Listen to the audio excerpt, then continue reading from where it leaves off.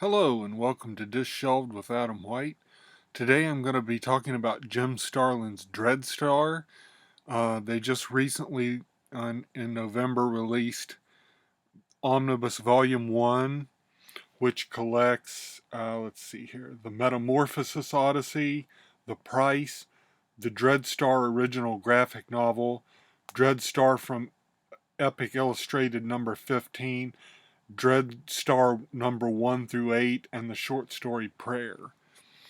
And it's a nice thick book, great omnibus, action packed, just absolutely. I can't believe I've never read this before. I mean, yeah, it was in the early 80s before I started getting into comics in the late 80s. But I kind of missed out on this just because of my age. But this comic is absolutely fantastic. Action packed, cosmic, epic. The scale just doesn't get any bigger than that, and nobody does cosmic scale better than Jim Starlin. And the first story involves a group of characters that are fighting against a race that is um, systematically destroying and enslaving all the planets in the Milky Way galaxy and stripping their planets of resources and then destroying them. And they're seemingly invincible. And this one alien, and I'm really bad on their names, so I'm just going to not say them because they all have strange names. But um, this one alien recruits three individuals, one of them from Earth, one from a forest planet, and another one from he was uh, kind of a caveman type creature, but had come up with intelligence where there wasn't any on his planet. And he gets this group together to be the saviors of the galaxy, the Milky Way galaxy, and he gets a Vanth Dreadstar, who's the main guy on the cover here, the hooded one, and he gets him to safeguard them. He's an immortal. He's got that sword that you see that he can conjure at will, and he's has other powers too. And he doesn't even know the extent of what he can do until he tries during the trials that they face during this book. But the first few books, including the graphic novel, and this was published by Epic Comics, that was Marvel Comics line, and then later on they had a dispute involving, I think, that he wasn't getting paid, and so they moved it maybe to First Comics. I can't remember what they said it was that they moved it to, but um, anyway, this the story, and I don't want to say much because I don't really give anything away. Even reading the back of it kind of gives a thing or two away, but so you might not read the back of it first, but it's all the first three essentially graphic novels in this that are collected are about how they can save the Milky Way galaxy from these evil aliens.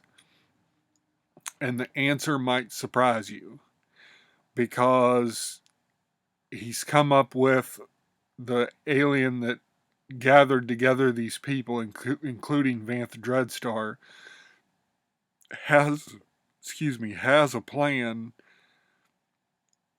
to save the galaxy, and he says it's the only way it can be done.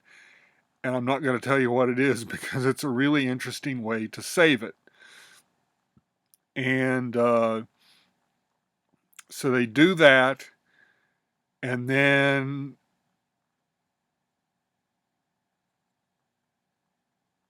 they find out that Vanth Dreadstar and the main alien that had helped him out, again, I can't remember his name. I was so bad at pronouncing the names in this. But they turn out to survive their encounter to save the Milky Way, and they end up in a different galaxy. And they want to make this new galaxy better in a way that means there won't be uh, the kind of destruction and evilness and stuff going on that was going on in the Milky Way. Now, Vanth finds peace on a planet full of cat people and one human woman, and he just decides he's going to just have an agricultural life and live with the woman that was there, and then he befriends these cat people, and just something happens then that changes his mind because this other galaxy has been in a 200 years war throughout the galaxy, and there's two major powers. One is a monarchy and the other is run by the church. So you can see a lot of things on what he thinks about monarchies and churches in the way that these people are uh, conducting their war. And the whole thing is that they want the war to continue indefinitely because they're profiting off of it. And that sounds a lot like our society, where it's just a bunch of war profiteering and peace doesn't pay. So lots of allusions to uh, our own society now, even especially more even than when he wrote these originally. And so he was ahead of his time in a lot of ways by doing this comic. And then it gets into the series of Dreadstar that he gets together a band that you see here on the front of one of the cat people that he was friends with, who I think is called Eddie. It's Oedi. It makes me think of Oedipus, but and then Willow, the woman down in the corner there, and Skeevo is the purple guy, and the other guy there with the cybernetic eye and hand and the black and red outfit is maybe called Sazigi. I'm guessing. Like I said, I had some trouble with the names, but it doesn't detract from it because you just get used to their names and move on. But um, really, and they start conducting operations that are going to try to end this war, and it's really interesting how they go about it.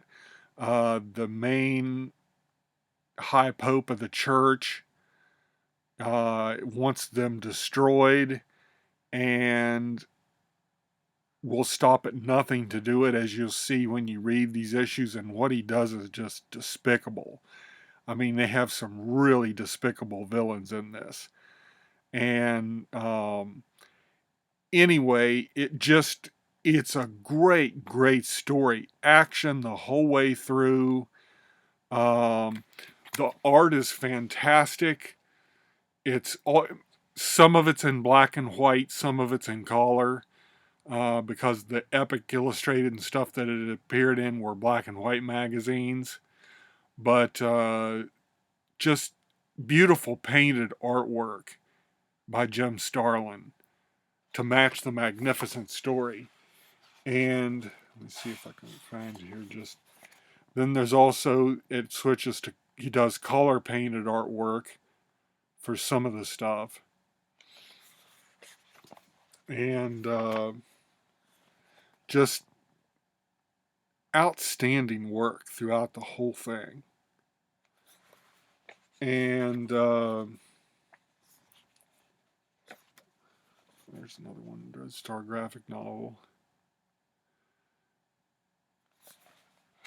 And then later on, they get into the series. That's Dreadstar #1, the cover. I'm glad they have the covers. The covers are nice in here. And when you get to the comic part, the actual series, then it's the more traditionally pen and ink style, instead of the painted style, and it works perfectly fine. The transition is smooth. There's nothing bad. I mean, Jim Starlin's artwork is fantastic, and they just it's just fantastic. I don't know what else to say about it, but anyway, Jim Starlin has a true classic here. I'm glad. It looks like Dark Horse put this out. And the only thing that I don't like about this book is that I have to wait till May for the next omnibus because I really want to read more Dreadstar. It was absolutely that great. Uh, and I will say that the earlier graphic novel parts do have some nudity, so I'd keep it at a, if you've got teens reading comics, there's nothing salacious about it or anything, but just um, this one character from the forest planet goes around topless just because she's kind of like a pixie or a fairy or something. And so, I mean, it's just stuff like that. So, I mean, it'd be okay for teenagers, but I wouldn't, give an 8 or 9 year old and 10-year-old and say, hey, here, check out Dreadstar. And really, the themes in it are more for a more mature audience anyway, and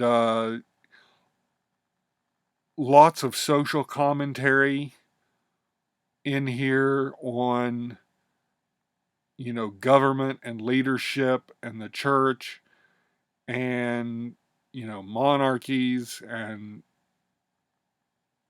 uh, commentary on war and what it does to people. It just there's a lot going on in this, and this omnibus was fantastic, and I really think you'll enjoy it. If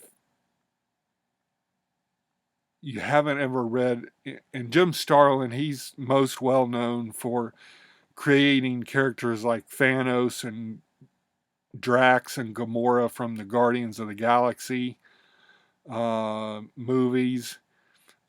He created all those characters, which he should have just waited and used them in his Dreadstar because then he'd own them and get more money on how popular they've become. But I hope I hope this omnibus sells really well because I'm really looking forward to the next one.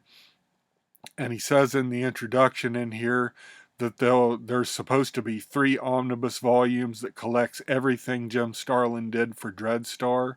Now there's also probably maybe 2 omnibuses worth of uh, work by Peter David, who took over the series writing when Jim Starlin left.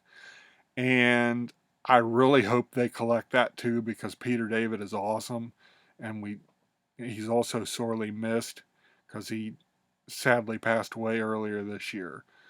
And I hope that the Jim Starlin ones sell well enough to get the rest of the series collected with the Peter David issues because I want to read the whole thing. Because if not, that means I'm going to have to go out like I've done with a few others recently that I haven't got to on here yet. And it means I'm going to have to go collect individual issues and read them. And it's so much handier when I have it in an omnibus. And so it really looks good on the bookshelf, even though they're stacked on top of each other in every which way around here. But anyway, Dreadstar by Jim Starlin, creator owned, really, really great series. I mean, you're genuinely surprised by things that happen in this, and totally action packed, epic, cosmic adventure. Just really, really, really awesome.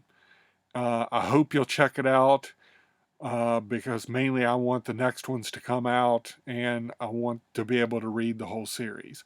So thanks for hanging out with me this week, and I will see you hopefully sooner than later.